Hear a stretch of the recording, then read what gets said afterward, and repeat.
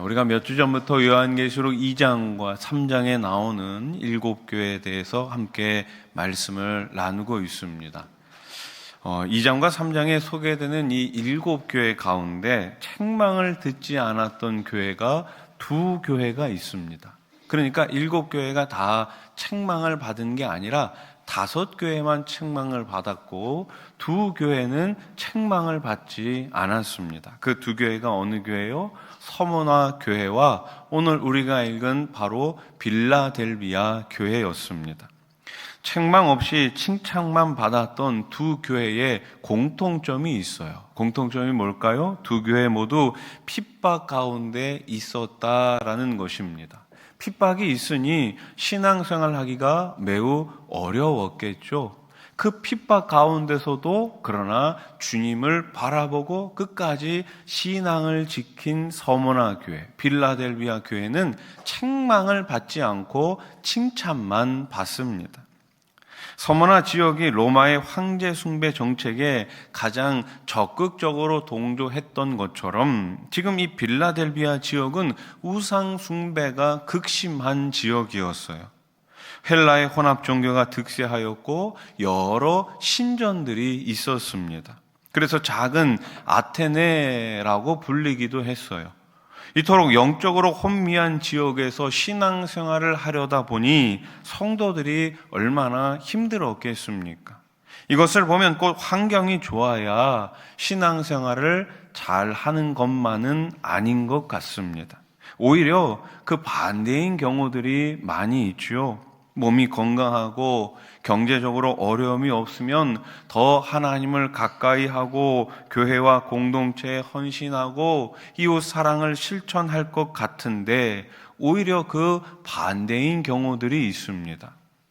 몇 년 전 천국에 가신 한 집사님이 생각이 납니다. 항암 치료를 받으면서도 끝까지 교사의 자리를 지키셨던 그 집사님.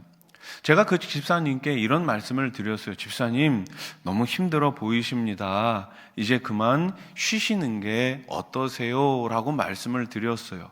그러자 그 집사님께서 저에게 오히려 이렇게 말씀하시더라고요. 목사님, 이 자리가 제 자리입니다. 이 자리가 바로 저의 사명입니다. 라고 말씀하시더라고요. 아픈 몸으로 어려운 시간을 내어서 하나님을 예배하고 찬양하고 주님의 몸된 교회를 위해 봉사하고 헌신하는 분들이 있습니다.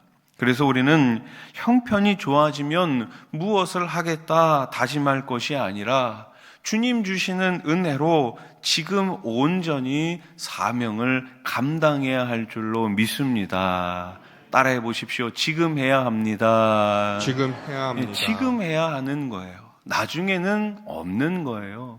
여러분, 지금 충성하지 않는데 어떻게 나중에 충성할 수 있겠습니까? 지금 헌신하지 않는데 어떻게 나중에 헌신할 수 있겠습니까? 지금 오늘 하나님을 예배하시고 하나님의 귀한 자녀로 살아가실 수 있기를 주님의 이름으로 축복합니다. 자, 그러면 오늘 이 빌라델비아를 향해서 칭찬을 하시고 또 말씀을 주시는 주님의 모습은 어떤 모습일까요? 오늘 요한계시록은 그 주님의 모습을 이렇게 소개합니다. 다윗의 열쇠를 가지시니. 자, 오늘 본문 7절 말씀을 우리 한번 같이 읽어볼까요? 7절입니다. 시작. 빌라델비아 교회의 사자에게 편지하라. 거룩하고 진실하사 다윗의 열쇠를 가지시니 곧 열면 닫을 사람이 없고 닫으면 열 사람이 없는 그가 이르시되. 아멘. 여기 보니까 좀 특별한 표현이 나오죠. 어떤 표현이요? 다윗의 열쇠를 가지시니. 다윗이 누구입니까? 다윗은 예수 그리스도의 족보 가운데 오는 아주 이스라엘 백성들이 가장 좋아하는 왕이죠. 그런데 그 다윗 집의 열쇠에 대해서 이야기를 하고 있어요. 다윗의 열쇠, 바로 메시아의 열쇠를 가리킵니다. 다윗의 열쇠는 이사야 22장에 나오는데요. 거기에 볼 것 같으면은 스토리가 있어요. 히스기야 왕이 있었습니다. 히스기야 왕 때 국고를 맡은, 그러니까 이제 이 나라의 이 재정을 담당하고 있는 신하가 한 명 있었습니다. 그 신하의 이름은 셈나라는 신하였어요. 근데 이 신하가 국고를 잘 관리를 했으면 괜찮았을 텐데 이 국고를 어떻게 하냐면은 횡령을 합니다. 횡령을 해가지고 자기 묘실을 화화롭게 만들었다가 발견이 돼가지고 파직되는 사건이 일어납니다. 그 힐기야의 아들 엘리야김에게 이 다윗 집의 열쇠가 넘어가게 되는데요. 그때 다윗의 열쇠에 대해 이렇게 설명하고 있어요. 이사야 22장 22절 말씀. 내가 또 다윗의 집의 열쇠를 그의 어깨에 두리니 그가 열면 닫을 자가 없겠고 닫으면 열 자가 없으리라. 아멘. 셈나가 가지고 있었던 다윗 집의 열쇠를 엘리야김에게 주면서 지금 이 표현을 하고 있는 거예요. 그가 열면 닫을 자가 없겠고 닫으면 열 자가 없으리라. 아멘. 여기 계신 분들 가운데 아마 열쇠 사용을 예전에 많이 해보셨던 분들이 있을 거예요. 열쇠가 많으면 많을수록 부자예요. 집 열쇠도 있고 자동차 열쇠도 있고 금고 열쇠는 있나요? 하여튼 열쇠가 많으면 하여튼 옛날에 잘 산다 그랬어요. 근데 열쇠가 많으면 불편해요. 아마 이제 이런 경험들 많이 있으실 거예요. 저도 이제 있는데 옛날 자동차들은 이 키로 이 시동을 켰잖아요. 요즘에 이제 버튼식 자동차가 이제 많이 보편화됐는데 옛날 자동차들은 이 열쇠로 돌려야지만 시동이 걸렸어요. 근데 내릴 때 시동 끄지 않고 이 키 뽑지 않고 그냥 눌러가지고 문을 닫게 되면은 참 난감합니다. 열쇠가 자동차 안에 있는데 열 수 있는 방법이 없는 거예요. 그리고 간혹 가다가 우리 집 식구들끼리 열쇠를 하나씩 다 갖고 있는데 어느 날은 열쇠를 안 가지고 나왔는데 아무도 집안에 없는 경우. 옛날에는 뭐 핸드폰도 없고 뭐 연락할 방법도 없잖아요. 그러니 그냥 뭐 계속 기다리는 수밖에 없는 거예요. 이 번호키가 나온 게 얼마나 다행인지 모릅니다. 제가 예전에 결혼하고 나서 얼마 안 됐을 때 키가 없어가지고 굉장히 밖에서 방황을 한 적이 있어요. 그래서 제가 그때 막 생각을 내가 이번 기회에 분명히 이 대문 키를 이 번호키로 바꾸리라 이렇게 생각하고 바꾼 기억이 있는데 아마 그런 기억들은 다 있으실 거예요.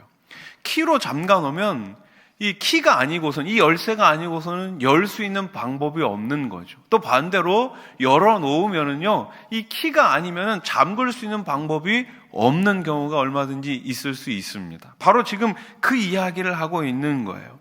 그런데 이 말은 결국 구원자 누구를 상징하고 있는 거예요? 메시아를 상징하고 있는 거예요. 예수님은 다윗의 열쇠를 가지셨습니다. 다윗의 왕권으로 상징되는 영원한 우주적 통치권이 우리 주님께 있다는 말씀이에요.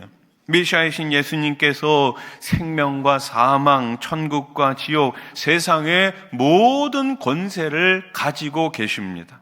이런 권세를 가지신 주님께서 오늘 빌라델비아 교회를 향해 뭐라고 말씀하고 계세요? 8절 말씀을 다시 보세요. 볼지어다 내가 내 앞에 열린 문을 두었으되 능히 닫을 사람이 없으리라. 아멘. 이게 무슨 말이에요? 주님께서 지금 문을 열었는데 그 누구도 닫을 수가 없다는 말씀입니다. 다윗의 열쇠를 가지신 주님께서 지금 강력한 능력으로 복음 전파의 문을 열어 놓으셨다는 의미예요.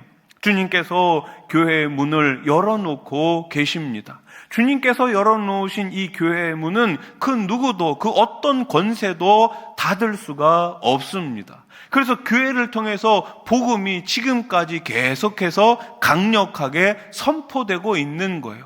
그 복음을 통해 가지고 열린 교회의 문을 통해 가지고 수많은 영혼들이, 믿지 않는 영혼들이 주님께로 돌아오는 역사가 일어나는 것입니다. 이사야 55장 1절 말씀을 보십시오. 오라 너희 모든 목마른 자들아 물로 나아오라.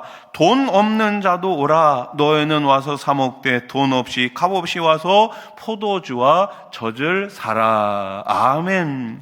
지금 뭐라고 말씀하고 계세요? 목마른 자들을 부르시고 계세요. 교회의 머리가 되신 주님께서 교회를 통해 목마른 자들을 부르고 계심을 말씀하고 있습니다. 말씀에 목마른 자, 사랑에 목마른 자, 치유에 목마른 자 모두 오라고 초대하고 계십니다. 돈이 없어도 됩니다. 값을 지불하지 않아도 됩니다. 왜 됩니까? 이미 우리 주님께서 십자가 위에서 모든 값을 다 치르셨기 때문이에요. 그래서 우리는 값 없이 돈 없이 와서 주님의 복음을 듣고 그 말씀을 믿고 힘있게 살아가면 되는 줄로 믿습니다. 빌라델비아는 형제의 사랑이라는 뜻을 가지고 있어요. 사랑이라는 뜻을 가지고 있어요. 왕에게 동생이 있었습니다. 그런데 신하들이 이 동생을 부추겨 가지고 왕위를 빼앗고자 합니다. 동생을 막 부추기는 거예요. 형을 몰아내고, 왕인 그 형을 몰아내고, 동생, 당신이 왕이 되어야 됩니다. 이렇게 동생을 부추기는 거예요. 그러나 동생은 끝까지 형제애를 지켰습니다. 그렇게 해서 붙은 이름이 바로 빌라델비아예요. 빌라델비아는 소아시아 동쪽 중부 고원지대에 들어가는 문의 역할을 하는 전략 요충지였어요. 문의 역할을 하는 전략 요충지. 그래서 주님이 열쇠로 열어야 하는 문에 빗대어서 지금 말씀을 하고 계십니다. 빌라델비아 교회는 서머나 교회와 함께 오로지 뭐만 들었다고요? 칭찬만 들었다고요. 이 교회가 칭찬받은 이유가 있을 거 아니에요? 왜 칭찬을 받았을까요? 많은 일을 해서 칭찬을 받았을까요? 아닙니다. 빌라델비아 교회는 큰 교회가 아니었어요. 작은 교회였습니다. 또 빌라델비아 교회는 가난한 교회였어요. 에베소 교회나 서머나 교회처럼 큰 교회, 또 많은 재정적인 그런 부유함이 있었던 교회가 아닙니다. 작은 교회, 가난한 교회였어요. 그런데 이 작고 연약한 교회가 예수님의 말씀을 지키며 그 이름을 배반하지 않았던 거예요. 그래서 주님은 지금 이 빌라델비아 교회를 칭찬하고 있는 것입니다. 언젠가 한 목사님의 아들의 간증을 들은 적이 있어요. 그때 그의 아버지는 작은 시골 교회에서 평생을 목회하셨습니다. 어릴 때는 그런 아버지가 조금 원망스러워 했답니다. 왜 우리 아버지는 큰 교회 목사님들처럼 많은 사람들 앞에서 설교하지 못하시나? 왜 평생 이 시골에서만 목회하실까? 교회를 다른 데로 옮기면 되지 않을까? 이런저런 생각들을 많이 했다고 합니다. 그런데 어른이 되고 나서는 이 세상에서 그 누구보다도 아버지를 존경하게 되었다, 그렇게 말하더라고요. 그 이유가 무엇이었을까요? 아버지가 평생 말씀대로 사는 모습을 본 거예요. 사람을 보고 목회한 것이 아니라 말씀대로 목회했다는 것을 알게 된 것입니다. 그렇습니다. 말씀대로 사는 것, 이것이야말로 오늘 주님께서 저와 여러분들에게 원하시는 성도의 모습이 아니겠습니까? 우리가 많은 일을 행하는 것, 우리가 많은 것을 축적하는 것, 물론 좋은 일일 수 있어요. 교회가 커지는 것, 많은 성도들이 모이는 것, 좋은 일일 수 있습니다. 그러나 그것보다 더 중요한 건 뭐예요? 우리가 말씀대로 사는 것입니다. 성도 한 사람 한 사람이 말씀을 붙들고 씨름하며 내 삶의 현장에서 말씀대로 사는 거예요. 믿지 않는 사람들이 우리 수원아산 교회를 바라보면서 우리 교회의 건물과 우리 교회에 많은 모이는 숫자를 자랑하고 부러워하는 것이 아니라, 칭찬하는 것이 아니라, 야, 저 수원아산 교회 성도들은 정말 말씀대로 사는 성도들이야. 저 성도들은 정말 주님의 사랑이 넘치는 교회야. 저는 이런 칭찬을 듣는 우리 교회가 될 수 있기를 소망합니다. 예수님은 저와 여러분들에게 능력껏 큰 일을 하라고 다그치지 않으세요. 오히려 예수님이 보시는 큰 일이란 무엇입니까? 말씀을 지키는 일이고 예수님의 이름을 붙들고 부인하지 않는 거예요. 여러분, 예수님의 이름에 걸맞게 살아가시기를 축복합니다. 옆에 계신 분들과 이렇게 인사해 볼까요? 예수님의 이름에 걸맞게 삽시다. 예수님의 이름에 걸맞게 삽시다. 네, 걸맞게 살아야죠. 성도로서. 네. 우리는 말씀을 알아야 말씀대로 살 수 있습니다. 아니, 모르는데 어떻게 살 수 있어요? 운전을 하다 보면은 자꾸 이 도로 교통법이 바뀌어요.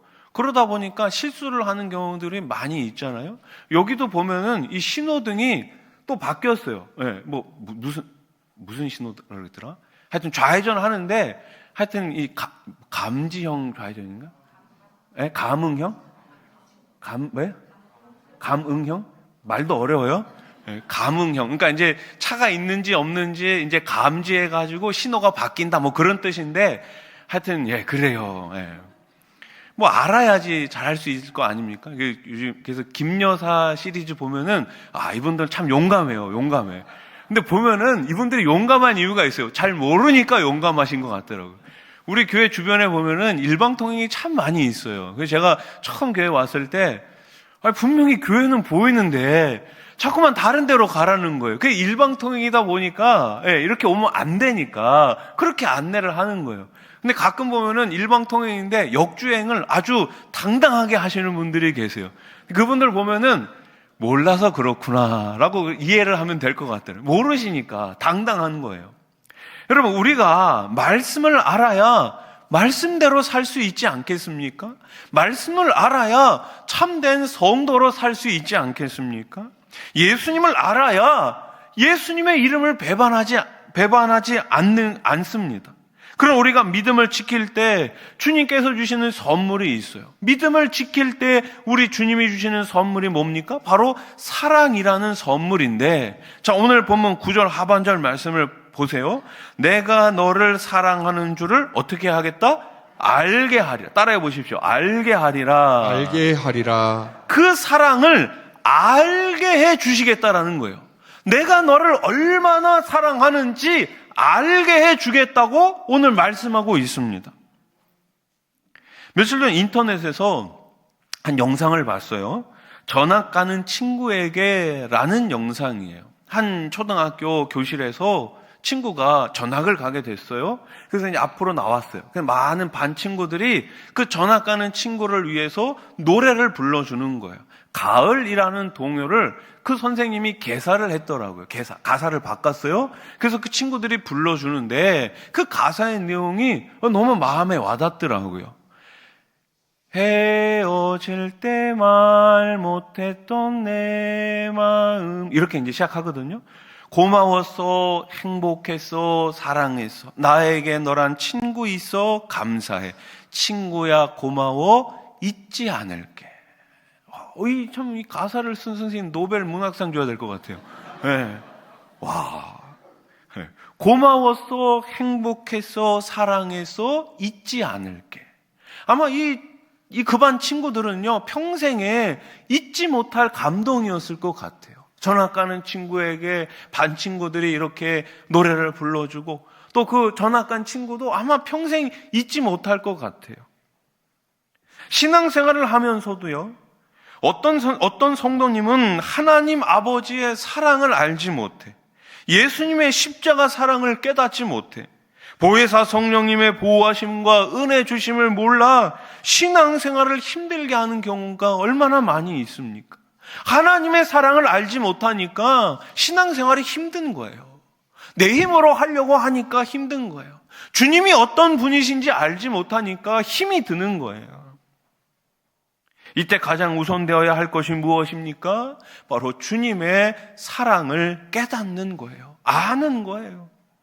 일찍이 사도 요한은 요한복음을 통해 하나님의 사랑을 우리들에게 이렇게 설명해 주지 않았습니까? 요한복음 3장 16절 말씀 같이 읽어봅시다. 시작.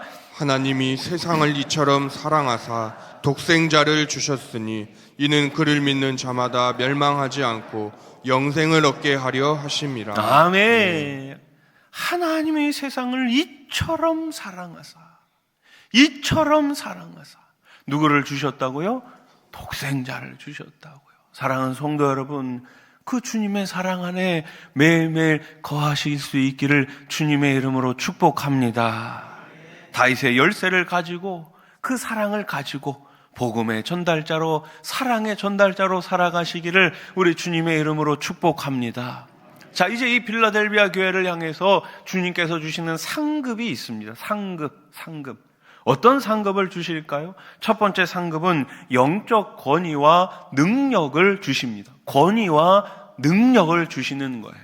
자, 오늘 보면 9절 상반절 말씀 세 번역입니다. 보아라, 내가 사탄의 무리에 속한 자들을 내 손에 맡기겠다. 그들은 스스로 유대 사람이라고 하지만 사실은 그렇지 않고 거짓말을 하는 자들이다. 아멘. 내 손에 맡기겠다. 권위와 능력을 주시겠다는 말씀이에요. 예수님은 사탄의 무리에 속한 자들을 맡기겠다고 말씀하세요. 그들은 스스로 유대인이라고 하지만 사실은 입만 열면 거짓말을 하는 사탄의 무리들입니다. 요한계시록에 기록될 당시 교회는 흩어져 살던 유대인들에게 가장 많은 핍박을 받았어요. 이권을 잃지 않기 위해 로마 제국의 현실과 타협하고 황제와 우상까지도 숭배하던 유대인들이 그리스도인들을 핍박하는데 앞장섰던 것입니다. 그런데 그런 자들이 교회의 권위에 무릎 꿇게 하신다고 약속하고 있어요. 9절 하반절 말씀을 보세요. 보아라, 내가 그들이 와서 내 앞에 꿇어 엎드리게 하고 내가 너를 사랑하였다는 것을 알게 하겠다. 아멘. 이 말씀은 교회가 영혼을 변화시키는 위대한 능력이 있음을 말씀합니다. 하나님을 대적하던 영혼이 교회를 통해 하나님 앞에 굴복하는 것은 말할 수 없는 교회의 영광 아닙니까? 그리고 이것은 하나님이 이 땅에 교회를 세우신 분명한 목적이에요.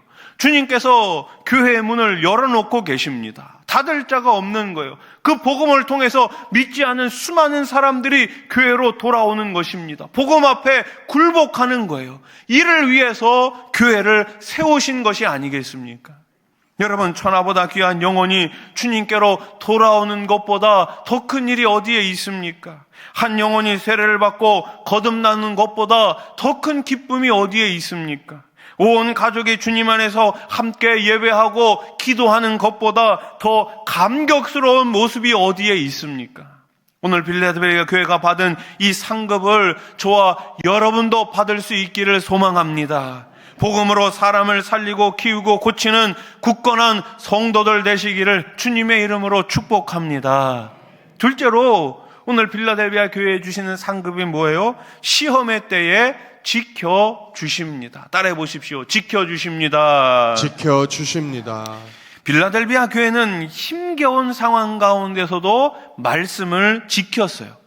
말씀을 끝까지 지킨 교회를 주님께서는 지켜주십니다. 자, 오늘 본문 10절 말씀 상반절 같이 한번 읽어보겠습니다. 시작.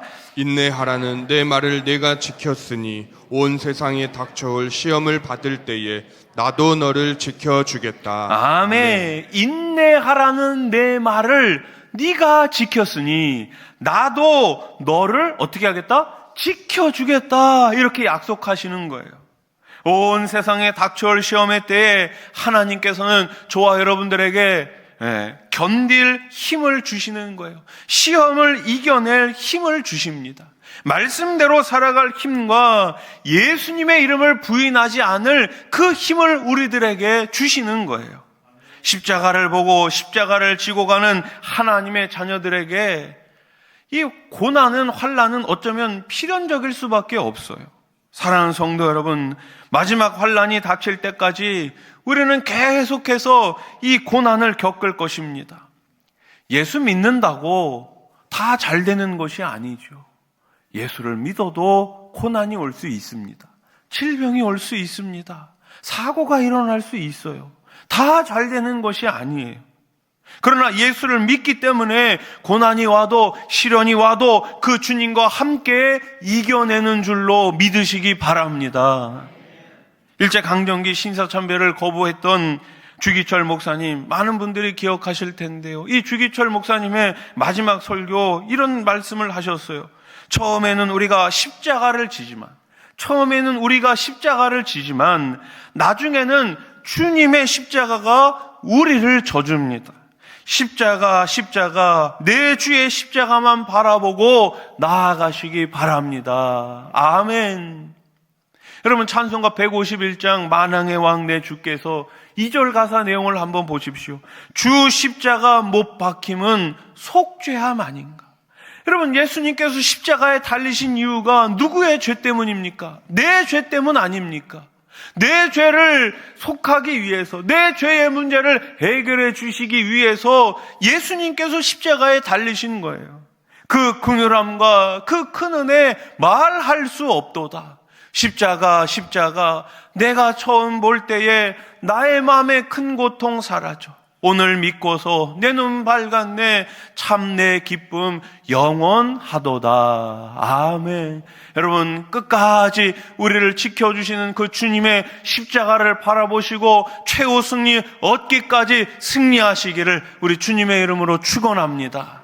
마지막 세 번째 주시는 상급이 뭐예요? 성전의 기둥이 되게 하십니다. 자, 오늘 본문 12절 상반절 말씀, 이기는 사람은 내가 내 하나님의 성전의 기둥이 되게 하겠다. 그는 다시는 성전을 떠나지 않을 것이다. 아멘. 뭐가 되게 하겠다고요?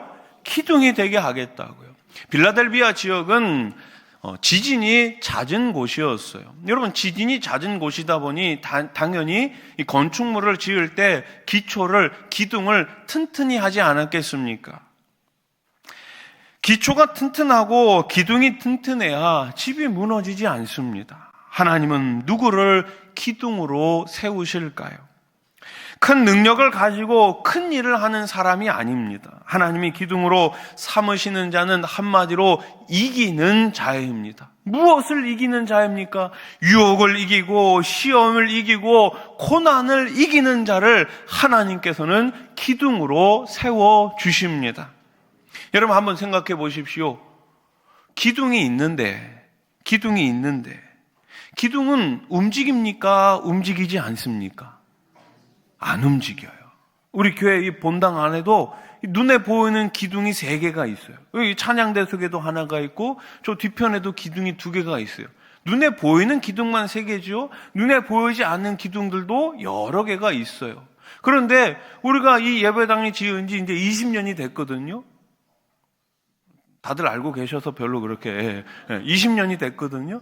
근데 20년 동안 이 기둥들이 기분 나쁘다고, 성질 난다고, 힘들다고, 짜증난다고, 이제 못해 먹겠다고, 그만둔 기둥이 아무 기둥도 없어요. 다 20년 전에 세워진 그곳 그 자리에 그대로 있습니다. 그곳 그 자리에 그대로 있다 보니 이 건물이 조금도 흔들리지 않는 거예요. 참된 기둥은 흔들리지 않습니다. 참된 기둥은 무너지지 않습니다. 이 자리에 처음부터 끝까지 있었습니다. 건물이 없어지지 않는 한 기둥은 기둥으로서의 역할을 마지막까지 감당합니다. 지난 47년 동안 우리 수원하산교회 기둥의 역할을 해오신 분들을 주님의 이름으로 축복합니다.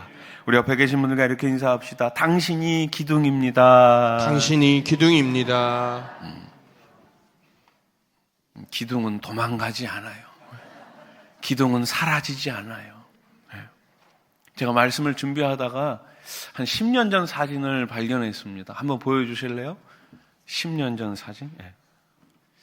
한 9년 됐습니다. 정확하게 9년. 2015년에 우리 교회가 전교인 수양회를 가졌습니다. 수원하산교회 여름 힐링 캠프라는 이름으로 우리 장년들, 우리 주일학교 다 함께 가서 2박 3일 동안 수양회를 했습니다.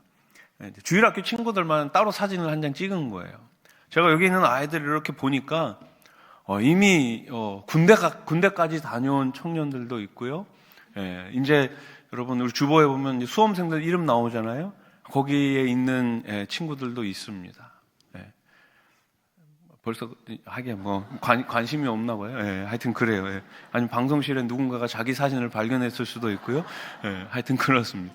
제가 이 사진을 이렇게 쭉 보는데 옛날 생각이 나더라고요. 하면서 와, 애들이 이렇게 벌써 컸구나 이런 생각을 합니다. 어저께 제가 그 돌잔치를 갔다 왔거든요. 예, 가서 예배를 드리고 왔는데 이제 그 아기의 엄마도 사실 제가 청년 때 만난 그런 친구예요.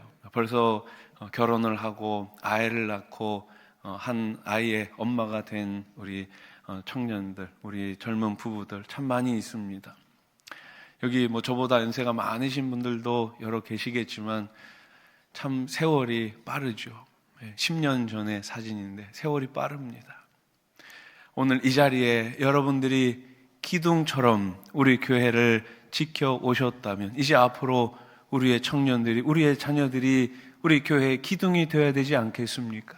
이 나라의 기둥이 되어야 되지 않겠습니까? 여러분 많이 기도해 주시기 바랍니다.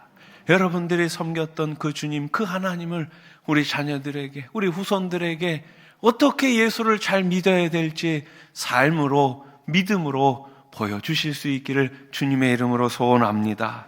말씀을 정리합시다. 우리 수원하선교회는 복음으로 사람을 살리고 키우고 고치는 행복한 공동체입니다. 우리 교회는 기둥과 같은 교회로, 기둥과 같은 성도로 마지막까지 주님 주신 사명을 잘 감당해야 할 줄로 믿습니다. 이 일을 위해서 저와 여러분들을 부르신 줄로 믿으시고 끝까지 인내하시며 달려가시기를 우리 주님의 이름으로 축원합니다.